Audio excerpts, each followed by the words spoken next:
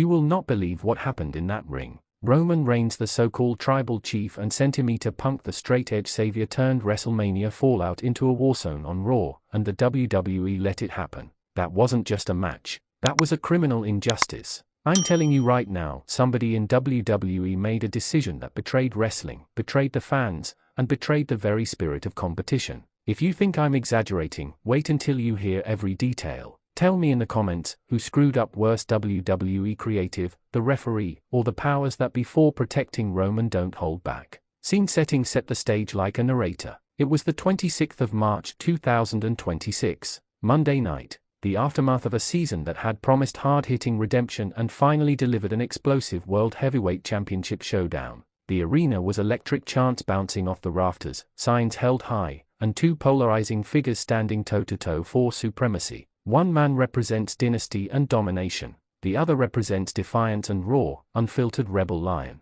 This wasn't a simple title defense, it was a cultural collision. Roman Reigns strutted to the ring like he owned every heartbeat in that building, the World Heavyweight Championship gleaming over his shoulder like the sun itself. Centimeter Punk's entrance cut through the Raw like a razor, precise, venomous, and determined. Fans were split. Social feeds were already ablaze. Tension hung heavy, like the quiet before a thunderclap. The referee's whistle blew, and the entire arena exhaled as both men locked up. From here, this becomes more than a match, it turns into a series of decisions and moments that either cement legacy or destroy it. Round 1: early sparks and technical wrestling. The opening minutes were textbook storytelling. Punk used speed and technical precision to keep Roman off balance. He targeted the left arm, trying to chop down the anchor that could turn Roman's power into dominance. Punk's quickness flashed kicks, a crocodile roll, a perfectly applied armbar that had the crowd jumping. Roman answered with his trademark counters, the Samoan drop that sent tremors through the ring, and a thunderous clothesline.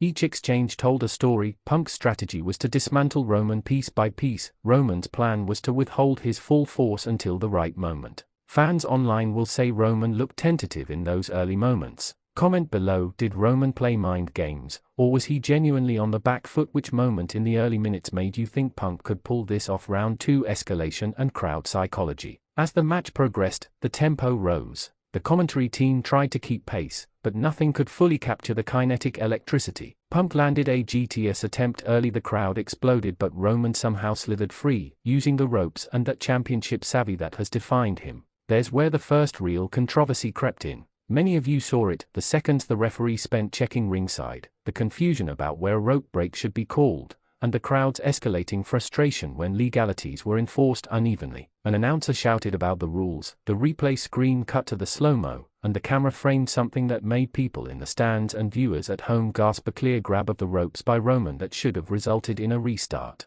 It didn't. Instead, Roman lived to fight another beat. The seeds of anger are planted here. Small calls or non-calls stack into a mountain of resentment. Quick question for the comments: which non-call in this section made you angriest? The rope grab, the delayed pin count, or the missed facial contact by the ref? Round 3: the middle flurry and clever psychology. Midway through the match, Punk executed a string of reversals that would have made any veteran proud. A springboard kick, followed by a snap DDT, and a perfectly timed Boston Crab threatened to break the match in half. You could feel the narrative shifting. Punk had momentum, and Roman's aura seemed to flicker. Fans chanted for Punk. For a vivid, painful second, the idea that the title might change hands felt real. But this is Roman Reigns we're talking about. He absorbed, adapted, and retaliated like a hurricane. He baited Punk into overcommitting, then used a devastating Uranage-style slam, not his usual move, but executed perfectly to plant Punk. That moment re-established the balance and reminded everyone that Reigns isn't just a champion because of scripting, he's a master of in-ring timing.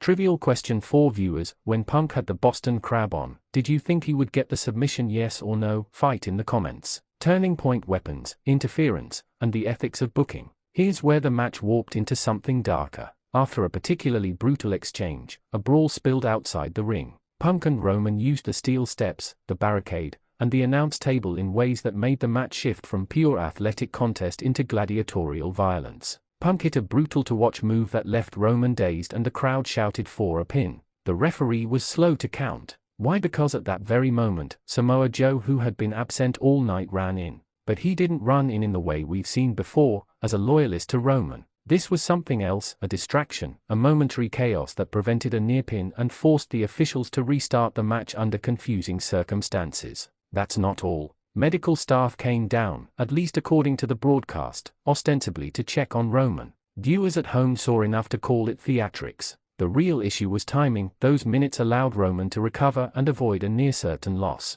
The referee, the production team, and the on-screen officials all had roles in the collapse of momentum for Punk. It's the kind of booking that makes fans furious when a match's outcome feels managed by outside hands rather than by the wrestler's skill. Debate in the comments: was Samoa Joe's run-in plan to protect Roman, or was it a legitimate attempt to keep the match fair? Which do you believe? High drama, the finishing sequence, and the controversial ending. The final minutes were a masterclass in pacing, and then an absolute train wreck of officiating. Punk hit a GTS that seemed to land flush, Roman's head snapped back, and the referee counted to 2, then paused like somebody had flicked a switch. The pause was long enough for Roman's foot to twitch on the rope, barely. Replays showed contact. Replays showed a clear foot under the rope, yet the count continued until 3. The broadcast camera lingered on the referee's face, then cut to a backstage shot of a silhouetted figure signaling something to production. That's where fury exploded. Countless fans at ringside and millions watching at home saw an undeniable roping of the foot, at least by normal eyes.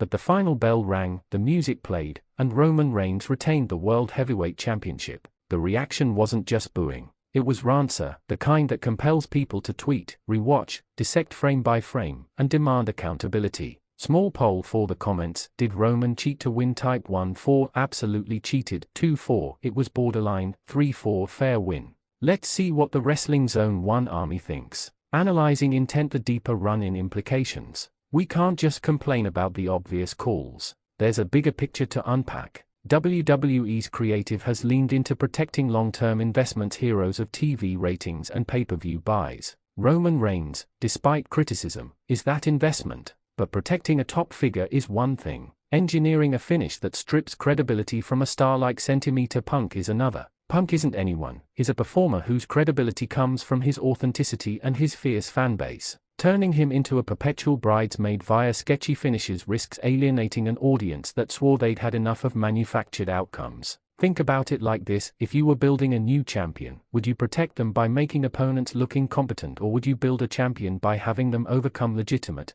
clean adversity? WWE chose the former in that match, and now there's collateral damage, trust, momentum, and the fragile goodwill of an invested audience. Question 4: comment engagement. If WWE wanted to protect Roman without tarnishing Punk, what finish would you have booked? Give me your ideal clean finish in one sentence. Wrestling psychology, comparing both men's efforts. Let's be honest about the wrestlers themselves. Both men did everything humanly possible in that ring. Roman displayed textbook psychology. He sold, he strategically used his frame, and he sold more to make Punk feel like a credible threat. He used the ropes, ringside, and every ounce of his mic presence to maintain the narrative that he is the apex predator. Nothing about Roman's in-ring work was lazy. Every beat said, "Champion's gonna champion." Punk brought heart, real fight. His strikes, reversals, and emotional selling made you believe in an upset. He connected with the crowd on raw, palpable intensity. He played the part of the outsider with pride and conviction. The thing that makes Punk great is that he demands to be believed. In this match, you believed him up to the finish. So when the finish happened the way it did, it felt personal, as if the system threw a rope around Punk's neck and pulled it taut. That's why fans are not just upset at the result, they are furious at the implication. If you strip the performance, both delivered. The controversy is not their doing, it's how the final 30 seconds were processed and produced. Trivial question: who had the better selling this match, Roman or Punk? Put your vote and explain in one sentence. Production critique, camera work, replays, and narrative control. When we watch wrestling on television, production is a storyteller as much as the wrestlers are. And in this match, production choices shape perception as much as in-ring work. Shots cut away at pivotal times. Replays were presented selectively, and slow-mo favored certain angles. Remember the moment after the rope contact? The camera stayed on Roman's face longer than necessary, a choice that undermined impartiality. Cuts to strange backstage angles and silhouetted figures suggested coordination. To viewers this felt deliberate, to WWE, it might have been a protective decision.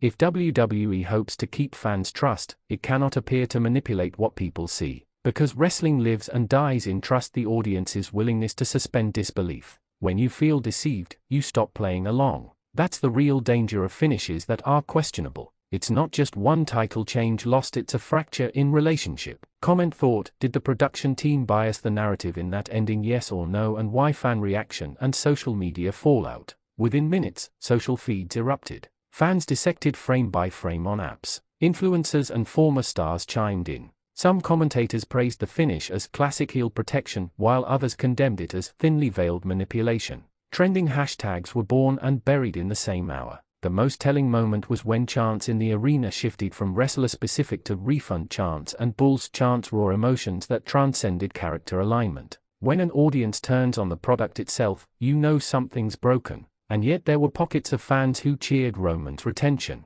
They praised his ability to weather storms and called Punk unlucky. That's the duality of fandom. Which side are you on? Say now, are you Team Punk or Team Roman? Tell us why below, but keep it civil. Wrestling thrives on debate. Creative solutions: how WWE can fix this and restore trust. Okay, enough tears. What's the remedy? WWE has options, and the best ones are the ones that rebuild credibility. First, grant Punk a clear, undisputed rematch with clean officiating and independent oversight. No distract irons, no run-ins, no medical theatrics. Give us an ironclad finish that either cements Roman as an unbeatable champion or gives Punk the righteous coronation he deserved. Second, address the perception problem. On-screen apologies mean nothing unless followed by structural change. Allow more transparent replay usage or an in-ring post-match that addresses the controversy head-on. Third, use booking psychology to protect both men. A heel tactic can be used to make Roman look cunning without making Punk look stupid. For example, post-match attack that prevents a cash-in, or a multi-man stipulation where Punk retains agency. Throw your solution in the comments. What would be the perfect way to handle this next week on Raw? Bonus points for creative match stipulations. Historical parallels: learning from the past. Wrestling history is full of controversial finishes. From the Montreal Screwjob to countless disputed reigns, the sport has always walked the line between storytelling and betrayal. But history also shows redemption. Fans demand justice, and promoters eventually deliver if they value longevity. The archive of wrestling is full of reverse decisions, rematches with stipulations, and authority figures getting their comeuppance. If WWE remembers that the audience is not just a bank account but a community, they'll course correct. Which historical controversial finish do you think this most reminded you of? Name one and explain in 2 lines in the comments. Emotional wash: why this matters beyond the belt. This fight was not only about a belt, it was about credibility, identity, and what fandom means. Punk represents Rebel Lion, the belief that authenticity matters over polish. Roman represents durability, the relentless machine of mainstream success. When they collide, the stakes are cultural as much as athletic. What happened on the 26th of March was more than a title defense, it was a statement about WWE's priorities. If you're angry, you're not alone.